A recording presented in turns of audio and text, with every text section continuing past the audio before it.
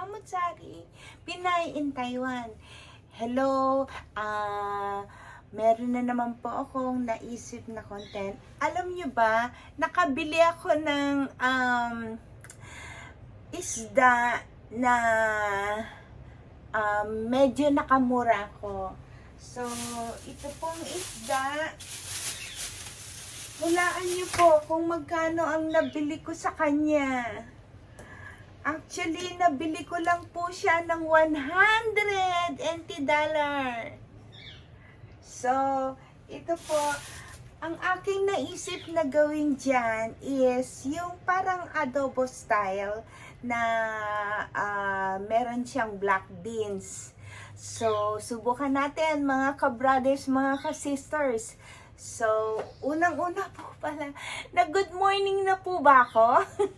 So, good morning uli sa inyong lahat. I hope nasa mabuti kayong kalagayan, nasa malusog kayong pangangatawan.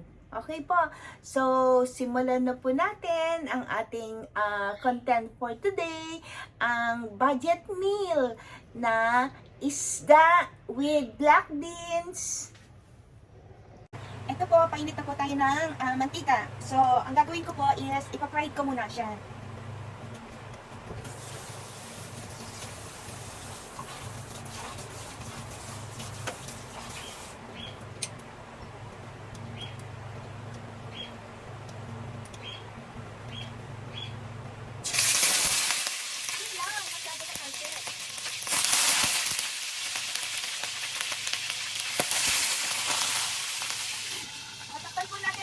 Nagiliparan ang mga mantika.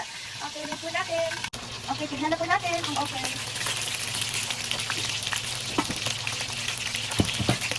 Actually, hindi naman, okay na po yung ganitong pagdito.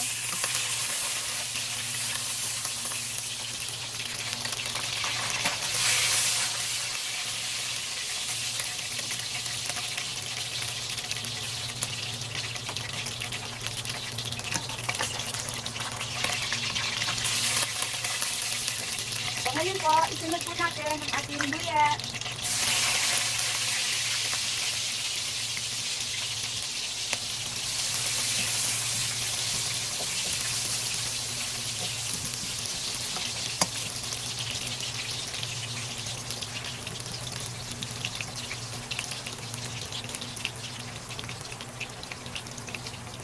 Ang ating bawang.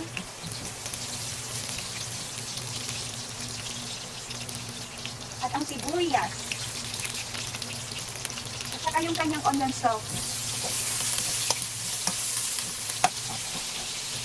Kung gusto po natin ng medyo maanghang, pwede na rin natin isama sa paggisa ang sili. Sama ko na po sa paggisa.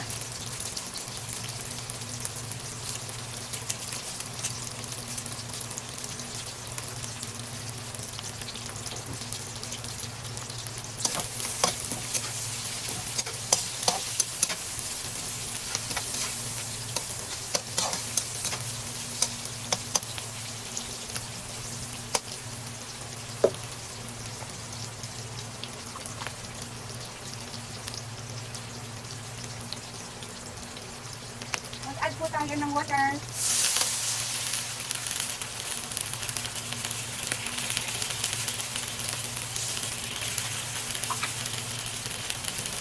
Oyster sauce.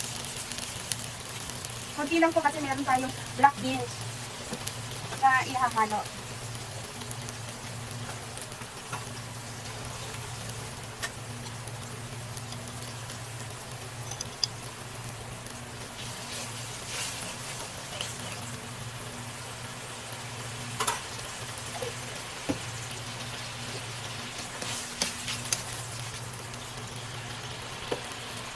At haluan po natin ng konting pangpasarap na pork cubes. Konti lang po.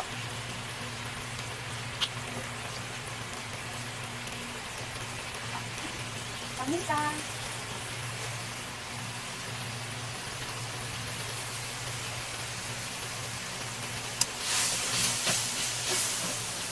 So kung nakulo na po siya, lagay na po natin yung ating isda.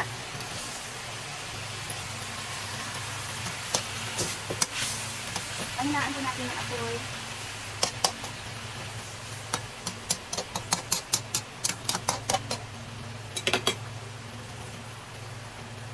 konti pong suka.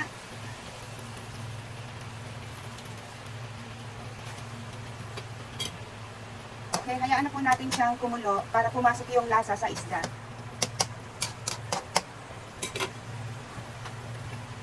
Tapan po muna natin. Check po natin.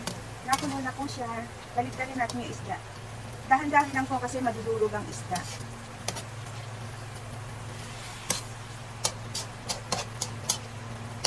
Check po natin kung merong kulang na lasa.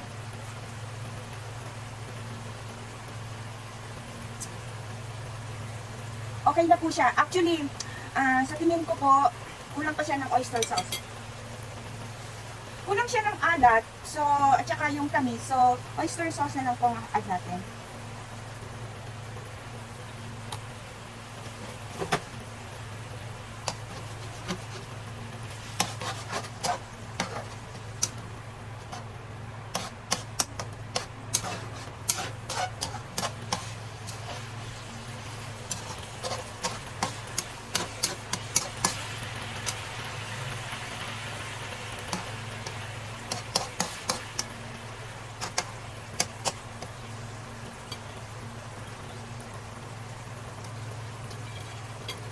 Ayan, okay na po siya.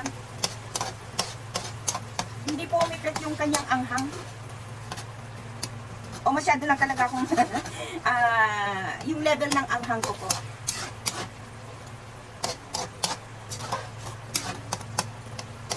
Okay na po siya. For plating na po. Hi guys! Ito na po ang ating inadobo. Isda with soybeans, black soybeans po. So, nakamura po ako. Ang laki-laki ng isda. Nabili ko lang po ng 100. Kasi po, pa-close na po yung market nun. Mga 12 na po ako nakapunta. So, nag-sale na po yung mga bilihin. Jackpot naman po at nakakuha po ako ng isa. Hindi naman po ako pwedeng kumuha ng marami. Kasi hindi naman po kami karamihan ditong kumakain. So, ayan po, tamang-tama, andito ang anak ko at makakakain siya ng kanyang pananghalian.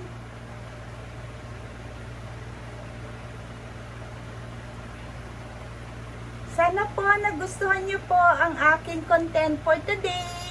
Ang isda adobo with black beans. Okay po. So, maraming salamat po sa mga nakapanood at maraming salamat po sa mga nakapag-subscribe na po ng aking content, ng aking vlog. Ang YouTube vlog ko po is Samut-Sari Pinay in Taiwan. Maraming salamat po. Sa mga hindi pa po nakakapag-subscribe, mag-likes po kayo and mag-subscribe po.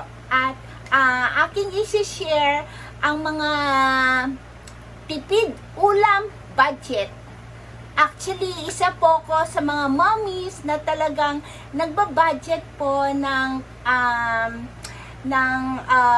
ilulutong ulam. Naghahanap po talaga ako ng mga budget ulam. So, maraming salamat po sa kanilang lahat. And sana po, nasa mabuti kayong kalusugan. God bless us all.